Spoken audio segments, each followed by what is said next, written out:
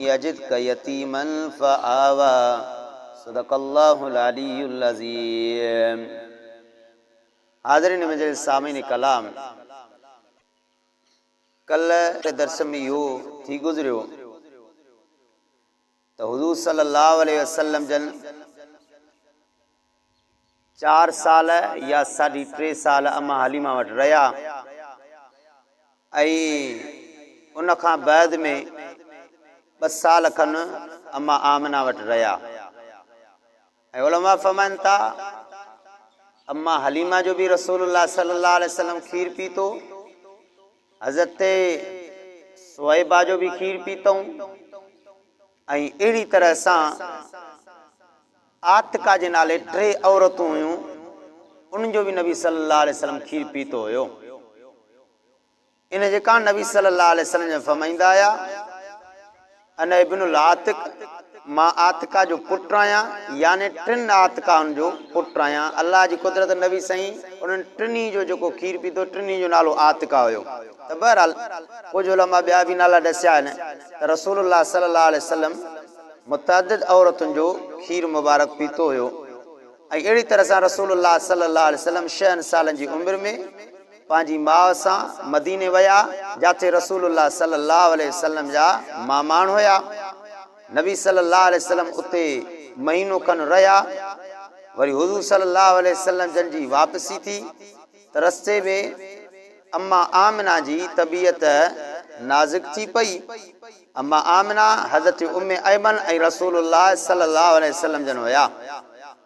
रस्ते में अबवा जेका जगह आहे मक्के ऐं मदीने जे दरमियान, असली रस्ते खां हटी करे पहाड़ुनि जे विच में, उते अम्मा आमिना जो इंतकाल थियो। कुछ वेझो जेके ॻोठ हुया उन्हनि जी मदद सां अम्मा आमिना खे दफ़न कयो वियो। हाणे रसूलुल्लाह सल्लल्लाहु अलैहि वसल्लम ऐं हज़रत उम्मे ऐमन, उन वक़्तु उलमा फरमाइनि था उम्मे ऐमन जी उमिरि 16-17 साल आहे ऐं रसूलुल्लाह सल्लल्लाहु अलैहि वसल्लम जी उमिरि 6 साल आहे। रसूलुल्लाह सल्लल्लाहु अलैहि वसल्लम खे वठी वापसि आया त ॾाढा अब्दुल मुत्तलिब रसूलुल्लाह सल्लल्लाहु अलैहि वसल्लम जी परवरिश कई। उलमा फरमाइनि था त रसूलुल्लाह सल्लल्लाहु अलैहि वसल्लम खां अॻु में त ज़माने जाहिलियत हुयो, माण्हू बुतनि जी पूॼा कंदा हुया। आया नबी सल्लल्लाहु अलैहि वसल्लम जो अबो ऐं अम्मा उन्हनि में शरीक हुया या उहे ख़ालिस मुस्लमान हुया। त अगरचे उलमा जो हिन में इख़्तिलाफ़ आहे, लेकिन आम मुस्लमान खे इहा सोच रखणु घुरिजे त रसूलुल्लाह सल्लल्लाहु अलैहि वसल्लम जा अबू अम्मा मुस्लमान हुया ऐं हू जन्नती हुया। त बहरहाल जॾहिं रसूलुल्लाह सल्लल्लाहु अलैहि वसल्लम जन आया ऐं हुज़ूर सल्लल्लाहु अलैहि वसल्लम खे अम्मा जो ग़म हुयो, आख़िरकार अबो बि हलियो वियो ऐं अम्मा बि हली वई। नंढपिण में नबी सल्लल्लाहु अलैहि वसल्लम जॾहिं आया ई मस हुया दुनिया में त उन वक़्तु त अबे जो दीदार ई कोन थियो हुयो ऐं नबी सल्लल्लाहु अलैहि वसल्लम 6 सालनि जा मस थिया त वरी जेको आहे त अम्मा जी जुदागी, हालांकि 4 साल रसूलुल्लाह अम्मा को जुदा रहिया आहिनि इब्तिदा में। 2 साल सिर्फ़ु सम्झ त सॼी ज़िंदगी में रसूलुल्लाह सल्लल्लाहु अलैहि वसल्लम 2 साल सिर्फ़ु पंहिंजी ज़िंदगी में अम्बर सां गुज़ारिया आहिनि। हूअं त नबी साईं जी 6 सालनि जी उमिरि में अम्मा वफ़ात करे वई, लेकिन 4 साल त रसूलुल्लाह अम्मा हलीमा वटि हुया। इन जे कारण नबी सल्लल्लाहु अलैहि वसल्लम फरमाईंदा आया मुंहिंजी अम्मा आमिना खां बाद मुंहिंजी माउ अम्मा हलीमा आहे। बहरहाल त हुज़ूर सल्लल्लाहु अलैहि वसल्लम जी अम्मा जी क़ब्र मक़ाम अबवा में, त किन उलमा फरमायो जन्नतुल माला में, किन उलमा फरमायो बोर्ड आई त उहा क़ब्र मुबारक खुली वई त उनखे जन्नतुल माला में रखियो। बहरहाल जमहूर फरमाइनि था त मक़ाम अबवा में रखी वई आहे अम्मा आमिना जी क़ब्र। ऐं हज़रत अब्दुल्ला जी क़ब्र त मदीने में हुई, जेका मस्जिद नबी जे हयात में हुई, बाद में जेका मस्जिद वधाई वई त उनखे जन्नतुल बकी में रखियो वियो। अम्मा हलीमा जी बि जन्नतुल बकी में क़ब्र। बहरहाल हुज़ूर सल्लल्लाहु अलैहि वसल्लम ॾाढा अब्दुल मुत्तलिब जी परवरिश में रहिया ऐं ॾाढा साईं जॾहिं बि काॾहें वेंदा हुया त रसूलुल्लाह सल्लल्लाहु अलैहि वसल्लम खे गॾु खणी घुमाईंदा हुया हता के ॾाढा अब्दुल मुत्तलिब तवाफ़ कंदा आया त रसूलुल्लाह सल्लल्लाहु अलैहि वसल्लम खे गॾु तवाफ़ में बि कुल्हनि ते खणी घुमाईंदा आया। ॾाढा अब्दुल मुत्तलिब जी काबतुल्लाह जे साम्हूं हिकिड़ी जॻह ठाही वेंदी हुई, उन जॻह ते वेंदा आया त कंहिंखे ज़रूरत न थींदी हुई उन जॻह ते वेह, छो त ॾाढो सरदार हुयो। उन जॻह ते रसूलुल्लाह सल्लल्लाहु अलैहि वसल्लम अची वेंदा आया, पर कोई जेको आहे त ॾाढा अब्दुल मुत्तलिब जी जॻह ते न ईंदो हुयो। रसूलुल्लाह खे बि झलींदा आया। नबी सल्लल्लाहु अलैहि वसल्लम जे लाइ ॾाढा अब्दुल मुत्तलिब फरमाईंदा हिन खे छॾे ॾियो, हीअ वॾी फज़ीलत वारो नरणो आहे। हता के ॾाढा अब्दुल मुत्तलिब पाण सां गॾु ई सुम्हाईंदा हुआसीं। बहरहाल आख़िर उहो वक़्तु बि आयो जो ॾाढा अब्दुल मुत्तलिब बि हिन दुनिया मां हलियो वियो 82 साल या 120 सालनि जी उमिरि में, ऐं रसूलुल्लाह सल्लल्लाहु अलैहि वसल्लम तां इहो बि सायो हलियो वियो। त अल्लाह ताला ॾिसो त केतिरी उमिरि में यतीमी मथां यतीमी ॾींदो वियो, यतीमी मथां यतीमी ॾींदो वियो। त ॾाढा अब्दुल मुत्तलिब जॾहिं हिन दुनिया मां वियो त आख़िर में पंहिंजे पुट ख्वाजा अबू तालिब खे, जेको हज़रत अली रज़ी अल्लाह ताला जो वालिद हुयो, पारत करे वियो त तोखे पारत हिन मुहम्मद सल्लल्लाहु अलैहि वसल्लम जी आहे। हालांकि हज़रत हमज़ा बि हुयो जेको रसूलुल्लाह सल्लल्लाहु अलैहि वसल्लम जो चाचो हुयो, ऐं अहिड़ी तरह सां हज़रत अब्बास बि हुयो, ऐं अबू लहब बि हुयो, ऐं जेको आहे त रसूलुल्लाह सल्लल्लाहु अलैहि वसल्लम जो इहो चाचो ख्वाजा अबू तालिब बि हुयो। ॾाढा अब्दुल मुत्तलिब इनखे चयो त रसूलुल्लाह सल्लल्लाहु अलैहि वसल्लम जी परवरिश तूं कर, ऐं रसूलुल्लाह सल्लल्लाहु अलैहि वसल्लम जी इन परवरिश कई। ऐं उलमा फरमाइनि था ॾाढा अब्दुल मुत्तलिब जी वफ़ात खां बाद में उनखे मके जे इहाते में दफ़न कयो वियो। त ॾाढा अब्दुल मुत्तलिब जी परवरिश खां बाद जॾहिं वफ़ात करे वियो त ख्वाजा अबू तालिब हज़रत अली रज़ी अल्लाह ताला जो वालिद उनजी ख़िदमत कई आहे, ऐं ख्वाजा अबू तालिब जी घरवारी बीबी फातिमा जेका हज़रत अली रज़ी अल्लाह ताला जी अमड़ आहे, उन हज़रत रसूलुल्लाह सल्लल्लाहु अलैहि वसल्लम जी ख़िदमत पुटनि जी कई आहे। वॾी ॻाल्हि इहा आहे त हज़रत अली रज़ी अल्लाह ताला जी घरवारी अम्मा फातिमा, ऐं उनजी अम्मा जो बि नालो अम्मा फातिमा। त उलमा फरमाए जेकॾहिं कंहिंजी अम्मा जो नालो हिकु हुजे, उनजे नाले ते ई जेकॾहिं का घरवारी अची थी वञे उनजो नालो बि उहो ई आहे त उनमें को हरज कोन्हे। जीअं हज़रत अली रज़ी अल्लाह ताला जी अम्मा जो नालो अम्मा फातिमा हुयो, त अहिड़ी तरह सां घरवारी जो नालो बि ख़ातून जन्नत अम्मा फातिमा हुयो। त बहरहाल त हुज़ूर सल्लल्लाहु अलैहि वसल्लम इन घर में पलिया, हुज़ूर सल्लल्लाहु अलैहि वसल्लम इन घर में तरबियत हासिल कई, ख्वाजा अबू तालिब जे घर में। ऐं ख्वाजा अबू तालिब जो नालो असली जेको आहे त अब्दे मनाफ हुयो। अबू तालिब हिनखे इन जे कारण चयो वेंदो छो त हिनखे हिकिड़ो पुटु हुयो जंहिंजो नालो तालिब हुयो, अबू तालिब। ऐं हज़रत अली बि पुटु हुयुसि, जाफ़र बि पुटु हुयुसि, अकील बि पुटु हुयुसि। इहे 4 पुट जेके आहिनि इन अबू तालिब खे हुया, जिन मां हज़रत अली रज़ी अल्लाह ताला हुज़ूर सल्लल्लाहु अलैहि वसल्लम जो ख़ालिस जेको आहे त साथी बणियो, ऐं हुज़ूर सल्लल्लाहु अलैहि वसल्लम हुनखे पंहिंजी न्याणी बि ॾिनी ऐं शेर ख़ुदा बणियो। बहरहाल हुज़ूर सल्लल्लाहु अलैहि वसल्लम इन घर में रहंदा हुया। अजीब ॻाल्हि इहा आहे त ख्वाजा अबू तालिब जो घर इहो अयाल घणो हुयुसि, ख़ानदान त घणो हुयो, लेकिन हुयो ग़रीब। हज़रत अली साईं जो पीउ हुयो सफ़ा ग़रीब। त जंहिं महिल बि का खाधो खोराक पंहिंजे पुटनि खे ॾे, अकेला वेहनि या धार वेहनि त उहो खाई वञनि ऐं उन्हनि खे अञा बुख लॻे। जॾहिं रसूलुल्लाह सल्लल्लाहु अलैहि वसल्लम सां ख्वाजा अबू तालिब जी औलाद गॾु वेही करे खाए त सभु खाई ढो करे वञनि, इहा रसूलुल्लाह जी बरकत हुई।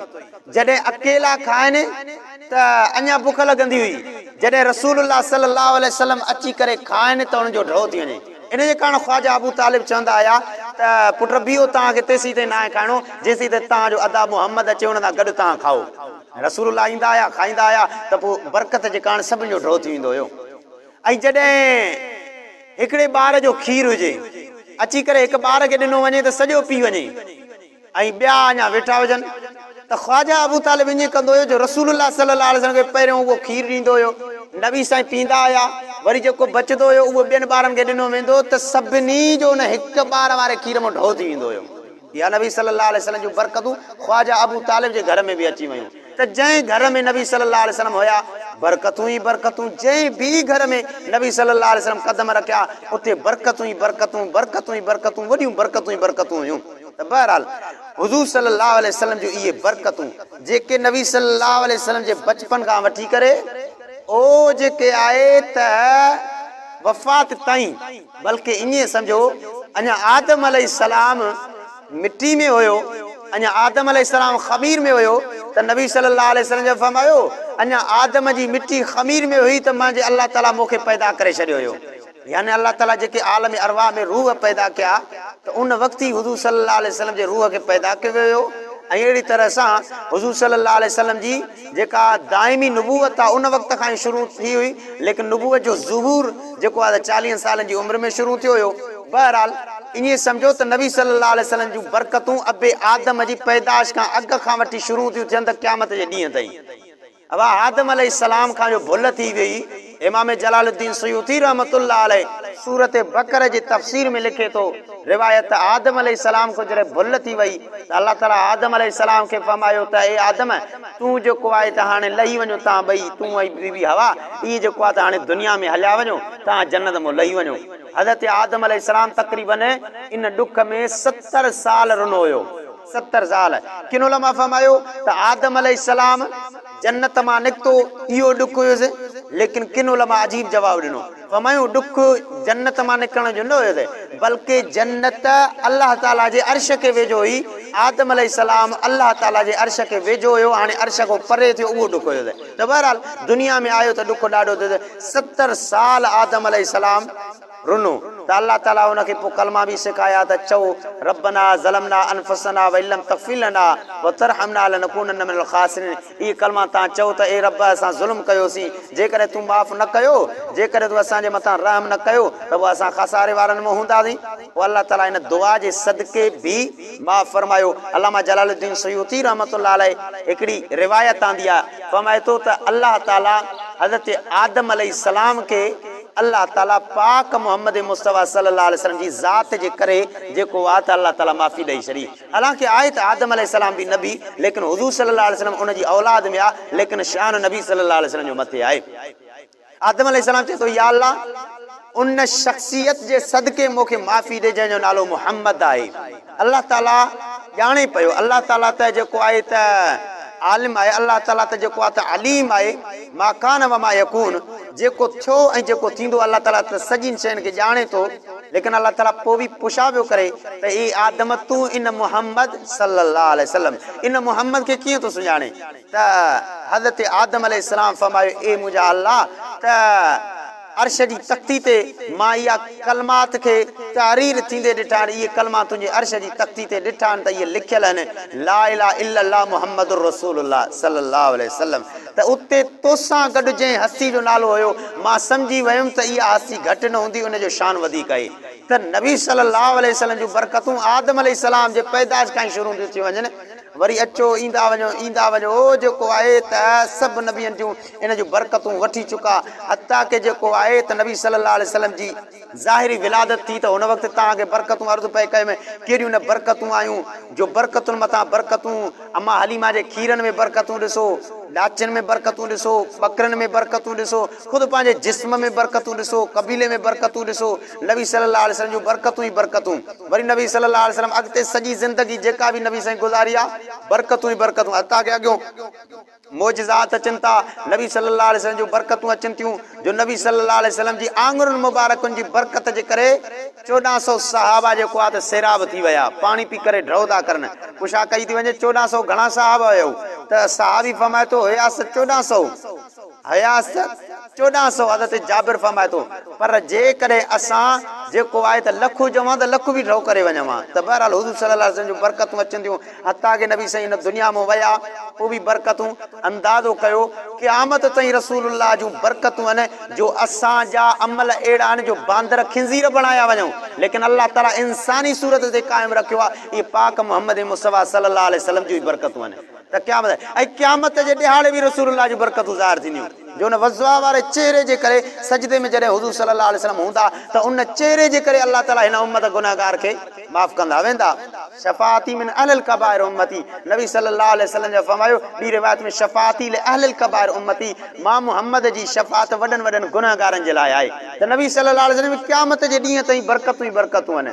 त बहरहाल हुज़ूर सल्लल्लाहु अलैहि वसल्लम ख्वाजा अबू तालिब जे घर में हुया त बरकतूं ई बरकतूं, बरकतूं ई बरकतूं, बरकतूं ई बरकतूं। बहरहाल ऐं हुज़ूर सल्लल्लाहु अलैहि वसल्लम जेको आहे त कुझु वॾा थिया, छो त घुमंदे घुमंदे घुमंदे घुमंदे जेको आहे त खेॾंदे घुमंदे रहंदे ऐं हुज़ूर सल्लल्लाहु अलैहि वसल्लम तक़रीबन 12 सालनि जा थिया ऐं हुज़ूर सल्लल्लाहु अलैहि वसल्लम जी आम रांदि बि कोन हूंदी जेके ॿार खेॾनि था। इन जे कारण हिकिड़ा ॿार जॾहिं खेॾनि पिया नबी सल्लल्लाहु अलैहि वसल्लम खे चयूं अचो त खेॾूं। नबी सल्लल्लाहु अलैहि वसल्लम जा फरमाईंदा आया त असां हिन खेॾण जे लाइ पैदा न आहियूं थिया। हालांकि ॿार जी तबियत हूंदी आहे खेॾंदो आहे। नबी सल्लल्लाहु अलैहि वसल्लम मासूम हुया लेकिन अजाई रांदि रूंद खां खेॾणु जेको आहे त नबी सल्लल्लाहु अलैहि वसल्लम खे पसंदि कोन हुयो। अंदाज़ो कयो त माना हुज़ूर सल्लल्लाहु अलैहि वसल्लम अजायनि कमनि जे तरफ़ न आया। दीन जूं ॻाल्हियूं जेको वक़्तु हुयो नबी साईं फरमाईंदा हिन खे क़ीमती सम्झो त अल्लाह ताला जो ज़िक्र अज़कार। बहरहाल हुज़ूर सल्लल्लाहु अलैहि वसल्लम जी ॿारनि सां जेको आहे त तफ़रीह ऐं ॿारनि सां हेॾे होॾे वञणु घुमणु त ईअं नबी सल्लल्लाहु अलैहि वसल्लम जी तफ़रीह में नबी सल्लल्लाहु अलैहि वसल्लम जे ज़िक्र अज़कार में ॾियारा गुज़रंदा विया। हता की नबी सल्लल्लाहु अलैहि वसल्लम जी 12 साल खनि उमिरि थी। ख्वाजा अबू तालिब अरब जो इहो दस्तूर हूंदो हुयो त शाम जे तरफ़ वापार जे लाइ वेंदा हुया ऐं नबी सल्लल्लाहु अलैहि वसल्लम जे ख़ानदान जो जेको आहे त तौर तरीक़ो हूंदो हुई वापार जो हुयो ऐं कुरैश जी जाथे काथे इज़त हुई। हिकिड़ो त हिन जे कारण हिन जो ख़ानदान अज़मत वारो आहे, ॿियो त हिन जे कारण इहे काबे जा मुतवली आहिनि ऐं सॼो अरब काबतुल्लाह जी इज़त कंदो हुयो। ख्वाजा अबू तालिब शाम जे तरफ़ सफ़र ते वञे पियो। रसूलुल्लाह सल्लल्लाहु अलैहि वसल्लम खे ख़बर पई त मुंहिंजो चाचो शाम जे तरफ़ वञे थो। नबी सल्लल्लाहु अलैहि वसल्लम जन ख्वाजा अबू तालिब खे चयो त मूंखे बि पाण सां गॾु वठी वञो। त ख्वाजा अबू तालिब चयो पुट तूं नंढो आहे, तूं जेको आहे त सफ़र जा थक न सही सघंदे, महीनो खनि शाम वेंदे लॻंदो आहे ऐं उते बि रहण में लॻंदो आहे, वरी ईंदे लॻंदो आहे, तूं नंढड़ो ॿार आहे, तूं इहे वॾा वॾा सफ़र सही कोन सघंदे। बहरहाल हुज़ूर सल्लल्लाहु अलैहि वसल्लम जन उलमा फरमायो त अची करे जिथे सुवारियूं बीठियूं हुयूं त उते अची करे अॻु वठी करे बि नबी सल्लल्लाहु अलैहि वसल्लम जन चयो त मां हलंदुमि, तव्हां खां बिना मां हिते छा रही कंदुमि। ऐं रिवायत में लफ़्ज़ था अचनि नबी सल्लल्लाहु अलैहि वसल्लम उते चाचे खे छा पियो चए, नबी सल्लल्लाहु अलैहि वसल्लम पंहिंजे चाचे खे चयो चाचा जेकॾहिं तूं बि मूंखे न वठी वेंदे, मुंहिंजे लाइ न अबो आहे न अम्मा आहे, न मुंहिंजो हिते अबो आहे न मुंहिंजी अम्मा आहे, जेकॾहिं तूं बि मूंखे हाणे पाण सां गॾु न वठी वेंदे पोइ मां काॾे वेंदुमि। हक़ीक़ी सहारो त अलाह जो आहे पर दुनिया में आथत ॾियण वारो केरु मुंहिंजो रहिजी वेंदो, तूं ई त मुंहिंजो चाचो आहीं त मूंखे वठी हल। जेको आहे त चाचे जी दिलि नरम थी। ख्वाजा अबू तालिब चयो त ठीकु आहे पुट, जेकॾहिं हाणे दुनिया में काई बि शइ मूंखे रुकावट करे मां कोन रुकंदुमि, तोखे ज़रूरु वठी हलंदुमि, तोखे ज़रूरु वठी हलंदुमि। हता की ख्वाजा अबू तालिब पंहिंजे बचनि खां वधीक रसूलुल्लाह सल्लल्लाहु अलैहि वसल्लम जो ख़्यालु कंदा हुया। ऐं अहिड़ी तरह सां जेको आहे त हुनजी घरवारी बीवी फातिमा सां उहा बि रसूलुल्लाह सल्लल्लाहु अलैहि वसल्लम जो पंहिंजे बचनि खां वधीक ख़्यालु कंदी हुई, जेको आहे त बचनि जी जेको आहे त प्यारु कंदी हुई। त बहरहाल हुज़ूर सल्लल्लाहु अलैहि वसल्लम चाचे सां हली पिया। हलंदे हलंदे रस्ते तां उहो जेको आहे त बुसरा हिकिड़ो शहर थो अचे शाम जो बुसरा, त उते हिकिड़ो राहिब रहंदो हुयो जंहिंखे सिरजिस बि चवनि था, बहीरा बि चवनि था, बुहैरा बि चवनि था। बहरहाल उलमा फरमाईंदा असुल नालो हुनजो सिरजिस हुयो, बुहैरा हुनखे सॾियो वेंदो हुयो। बुहैरा या बहीरा, बहीरा राहिब उहो पंहिंजी इबादत गाह में हूंदो हुयो त कॾहिं ज़िंदगी में माण्हुनि हुनखे ॿाहिरि निकिरंदे ॾिठो ई कोन हुयो। अॻे जेके ईसाई राहिब हूंदा हुया उनजी इबादत ईअं हूंदी त घर वारनि खां जुदा, बचनि ॿारनि खां जुदा, पंहिंजे अहलो अयाल खां जुदा, मिटनि माइटनि खां जुदा, दुनिया वारनि सां कंहिंसां बि तालुक न हूंदो, वञी करे हिकु गार में वेही करे लिकी करे इबादत कंदा हुया। माण्हुनि सां उन्हनि जो मुलाक़ात हूंदी कोन हुई। पर नबी सल्लल्लाहु अलैहि वसल्लम जो फरमायो ला रहबानियत फिल इस्लाम, नबी सल्लल्लाहु अलैहि वसल्लम जो फरमायो इस्लाम में ईअं न आहे जो माण्हू बच्चनि खे छॾे, घर वारनि खे छॾे, मिटनि माइटनि खे छॾे, सिर्फ़ु सभिनि खे छॾे सिर्फ़ु हिकु गार में मुंहुं हणी वेही रहे। नबी सल्लल्लाहु अलैहि वसल्लम जो फरमायो न, बच्चनि सां बि मुंहुं ॾियणो अथव, घर वारनि सां बि मुंहुं ॾियणो अथव, दुनिया वारनि सां बि लेन देन करणी अथव। नबी सल्लल्लाहु अलैहि वसल्लम इहो फरमायो। त बहरहाल हुज़ूर सल्लल्लाहु अलैहि वसल्लम जो फरमायो त मां मुहम्मद जी उम्मत जी रहबानियत जेकॾहिं जुदा थियणो आहे त नबी सल्लल्लाहु अलैहि वसल्लम फरमायो जिहाद में निकिरी पओ, जिहाद में निकिरी पओ अल्लाह जे रस्ते में। जेकॾहिं जुदाई करणी आहे त पोइ ईअं जुदाई कयो। बहरहाल हूअं रहबानियत कोन्हे। बहरहाल त उहे राहिब जेके हुया ईसाइन जा आलिम, उहे वञी करे बुज़ुर्ग वञी करे गारनि में इबादत कंदा हुया। कॾहिं उहो राहिब बहीरा राहिब कॾहिं ॿाहिरि निकितो ई कोन हुयो, माण्हुनि कंहिंसां ॾिठो ई कोन हुयो। जॾहिं ख्वाजा अबू तालिब काफ़िलो वठी करे वञनि था, उलमा फरमायो इन काफ़िले में जनाब अबू बकर सिद्दीक़ रज़ी अल्लाह ताला अन्हु बि हुयो। छो त अबू बकर सिद्दीक़ रज़ी अल्लाह ताला अन्हु बि वापार जे लाइ निकिरंदा हुया। अगरचे उन वक़्तु हज़रत अबू बकर सिद्दीक़ रज़ी अल्लाह ताला जी उमिरि नंढी हुई, छो त रसूलुल्लाह सल्लल्लाहु अलैहि वसल्लम को हज़रत अबू बकर सिद्दीक़ 2 साल नंढो हुयो, त हज़रत अबू बकर सिद्दीक़ बि हुयो, रसूलुल्लाह सल्लल्लाहु अलैहि वसल्लम जन बि हुया। उलमा फरमायो रसूलुल्लाह सल्लल्लाहु अलैहि वसल्लम जी वॾे हूंदे अबू बकर सिद्दीक़ सां दोस्ती न आहे, बल्कि बचपन खां वठी करे दोस्ती आहे। त हुज़ूर सल्लल्लाहु अलैहि वसल्लम हलिया त ख्वाजा अबू तालिब हलंदे हलंदे उहो जेको बुसरा मक़ाम आहे, बुसरा शाम जो शहर आयो, उन जे वेझो हिकिड़ो वणु हुयो, वण जे हेठां रही पिया, छो त हुन ज़माने में के ख़ासि जॻहियूं त कोन हूंदियूं हुयूं। वण हुयो, वण जे हेठां सुकून जे लाइ रही पिया। त उहो बहिरा जेको राहिब हुयो, बहिरा राहिब, इहो परे खां गार मां निकिरंदो ईअं भॼंदो आयो। माण्हुनि चयो त अजीब ॻाल्हि आहे, बहिरा तूं कॾहिं गार मां निकितो कोन्हे को, अॼु तूं गार मां निकितो आहे, छा मामिलो आहे? त बहिरा अची करे उन काफ़िले वारा सां मिलियो। चए ॾे त ख़बर काथूं आया आहियो? चए असां हीअं आया आहियूं, मके खां आया आहियूं, शाम जे तरफ़ वञूं था। ॿियो त ख़बर तव्हां में हे जेको नड़ो आहे, उन वक़्तु रसूलुल्लाह सल्लल्लाहु अलैहि वसल्लम ॾाचू काए करे जेको आहे हुनजी सार संभार लही करे अचनि पिया। बहिरा राहिब रसूलुल्लाह सल्लल्लाहु अलैहि वसल्लम खे ॾिसी करे चयो त हे जेको नड़ो आहे, इन जो हिते जेको आहे त सरपरस्त केरु आहे? माण्हुनि चयोसीं अबू तालिब। त अबू तालिब खे अची करे हुन बहिरा राहिब चयो त हिन नंढड़े में मूंखे नुबूवत जूं अलामतूं ॾिसण में थियूं अचनि। मां तौरेत इंजील जो हाफ़िज़ आलिम आहियां, तौरेत इंजील जो मुतालो कयो आहियां। हिकु त हिन जे कुलनि मुबारकनि जे विच ते नबूवत जी मोहर आयल आहे ऐं हुई बि सयूं त नबी सल्लल्लाहु अलैहि वसल्लम जे ॿिन्ही कुलनि मुबारकनि जे विच में ओ कबूतर जे आने जेतिरी हिकिड़ी नबूवत जी मोहर लॻल हुई। उन मोहर नबूवत जे मथां जेको आहे त अल्लाह जी तौहीद जा कलमा लिखियल हुया। बहरहाल कबूतर जे आने जेतिरी, ऐं इहा मोहर ईअं हुई जो इहा मोहर मुबारक हीअं उबरियल जे गोश्त हूंदो आहे ईअं हुई। किन उलमा फरमायो बचपन खां वठी हुई, किन उलमा फरमायो जेको अम्मा हलीमा वटि शके सदर जो वाक़ियो पेश आयो उन वक़्तु इहा जेको आहे लॻाई हुई। बहरहाल त अक्सर यहूदी नबी सल्लल्लाहु अलैहि वसल्लम खे इन मोहर नबूवत खे ॾिसी करे जेको आहे सुञाणे वेंदा हुया त इहा जेका मोहर लॻल हूंदी नबूवत वारी। हता के ॾिसो न हज़रत सलमान फारसी जेको फारिस खां हलियो हुयो, इन बि टिनि निशाननि ते नबी सल्लल्लाहु अलैहि वसल्लम खे सुञाणे करे ईमान आंदो हुयो। हिकिड़ो त नबी सल्लल्लाहु अलैहि वसल्लम खे इहा बि निशानियूं कंहिं ॾसियूं हुयूं, इहे ईसा हिन जे वॾनि पादरनि, यहूदियुनि जे वॾनि पादरनि हज़रत सलमान फारसी खे नबी सल्लल्लाहु अलैहि वसल्लम जूं इहे निशानियूं ॾसियूं हुयूं। हिकिड़ो त सदको कोन खाईंदो ऐं ॿियो त हदियो खाईंदो। नबी साईं सदको कोन खाईंदा हुया, हदियो खाईंदा हुया। पंहिंजे अहलो अयाल जे मथां बि नबी सल्लल्लाहु अलैहि वसल्लम सदको हराम करे छॾियो हुयो। नबी साईं सदको कोन खाईंदा, नबी सल्लल्लाहु अलैहि वसल्लम सदको न खाईंदा ऐं हदियो खाईंदा। ऐं टी निशानी इहा आहे त नबी सल्लल्लाहु अलैहि वसल्लम जे जिस्म मुबारक ते जेके कुला मुबारक उन्हनि जे विच में नबूवत जी मोहर लॻल हूंदी। ऐं हज़रत सलमान फारसी इहे निशानियूं ॾिसी करे ईमान आंदो हुयो, मके खां जेको आहे त मदीने जे तरफ़ हिजरत कंदो। त बहरहाल वॾा यहूदी नबी सल्लल्लाहु अलैहि वसल्लम खे इन मोहर जे ज़रिए सुञाणे वेंदा। बहिरा राहिब चयो तव्हांखे ख़बर न आहे, मां तौरेत इंजील जो आलिम आहियां। जॾहिं तव्हांजो नंढड़ो अचे पियो मां ॾिठुमि त वण बि हिनखे सजदो पिया करनि ऐं पथर बि हिनखे सजदो पिया करनि। वण ऐं पथर हिनखे सजदो पिया करनि। सजदो अल्लाह खां सवाइ त कंहिंखे कबो न आहे। पोइ सुवाल पैदा थींदो त वणनि ऐं पथरनि हिनखे छो सजदो कयो नबी साईं खे? जवाबु इहो आहे त जॾहिं अल्लाह चाहे त को सुवाल पैदा ई कोन्हे को। आदम अलैहिस्सलाम खे त सजदो करिणो ई कोन हुयो, हो त इंसान हुयो, सजदे जे त लाइक़ु ई कोन हुयो। पर जॾहिं अल्लाह चयो फ़रिश्तनि खे त सजदो कयो, बसि सजदो थी वियो। काबतुल्लाह त पथर आहे, इन जे साम्हूं त सजदो करण जो को सुवाल ई पैदा कोन्हे, छो त काफ़िर बि बुत जे आॾो सजदो था करनि। पर ॻाल्हि इहा आहे त अल्लाह ताला जो हुकुम आहे, तंहिंजे कारण असां अल्लाह जे हुकुम खे था ॾिसूं। हे बि अल्लाह ताला जो हुकुम हुयो त पाक मोहम्मद जाथो गुज़रे पियो, वण टिण पथर वञी करे सजदो पिया करनि। तंहिंजे कारण त बहिरा राहिब चयो हिनखे मां ॾिसां थो वण ऐं पथर नबी खां सवाइ कंहिंखे सजदो कंदा ई न आहिनि। तंहिंजे कारण हे तव्हांजी उम्मत जो आख़िरी नबी हूंदो। त ख्वाजा अबू तालिब खे हुन चयो अबू तालिब जेकॾहिं मुंहिंजी ॻाल्हि वठे त हिनखे शाम जे तरफ़ न वठी वञे। छो? चयो त यहूदी आहिनि न, यहूदी इस्लाम जा दुश्मन अथव, आहिनि त ईसाई बि दुश्मन, पर ईसान खां वधीक यहूदी दुश्मन आहिनि। त यहूदी इस्लाम जा दुश्मन आहिनि।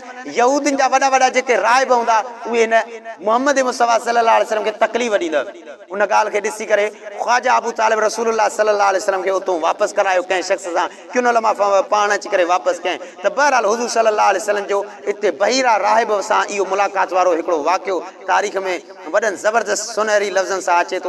वरी अॻिते जेके ॻाल्हियूं नबी सल्लल्लाहु अलैहि वसल्लम वॾा सफ़र कया त बहरहाल उन में नबी सल्लल्लाहु अलैहि वसल्लम छा थियो, हज़रत अम्मा ख़दीजा सां कीअं निकाह थियो अॻियों अचे थो। अल्लाह ताला खां दुआ आहे अल्लाह ताला सीरत जे पहलुनि खे ॾिसी करे अल्लाह ताला उन्हनि जे मथां असांखे अमल करण जी तौफ़ीक़ अता फ़रमाए। अल्लाह ताला हुज़ूर सल्लल्लाहु अलैहि वसल्लम जी ईअं तरबियत करे वॾो कयो। अलम यजिद का यतीमन फ़आवा, ए पैगंबर छा तोखे यतीम न लधो हुयोसीं, पोइ तुंहिंजी तरबियत कईसीं, तूं वॾो थी वएं। हुज़ूर सल्लल्लाहु अलैहि वसल्लम अहिड़ी त हिन यतीम जी परवरिश कई। ॾिसो न को यतीम हूंदो आहे त उनखे ज़मानो सबक़ सेखारींदो आहे। कंहिंजो पीउ मरी वञे त माउ सबक़ सेखारे, लेकिन माउ मरी वञे त अबू अम्मा वञनि त ज़माने वारा हुनखे सबक़ ॾियनि। लेकिन आका अलैहिस्सलाम कंहिं वटि बि पढ़ियो कोन हुयो, अल्लाह ताला उन जी तरबियत कई। अल्लाह ताला खां दुआ आहे अमल जी तौफ़ीक़ अता फ़रमाए। रब्बना आत